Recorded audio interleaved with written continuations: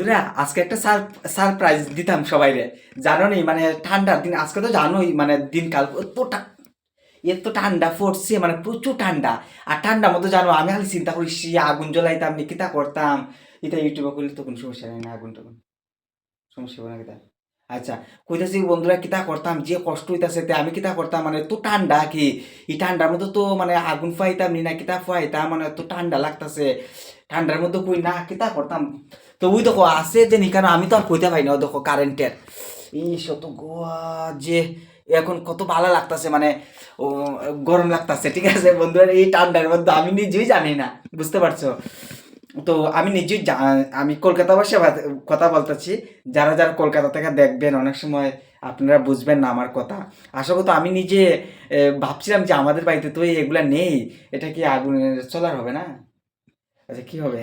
Heater. আচ্ছা heater. আচ্ছা আমি অনেক সময় জানি না, বুঝতে পারছো? এটা কিচ্ছু না। তো বন্ধুরা এখন কত সুন্দর দেখতে পাচ্ছ, কত ভালো লাগে হ্যাঁ? হিটারটা আছে এখানে তো খুবই ভালো লাগছে। বন্ধুরা সবাই ভালো থাকো।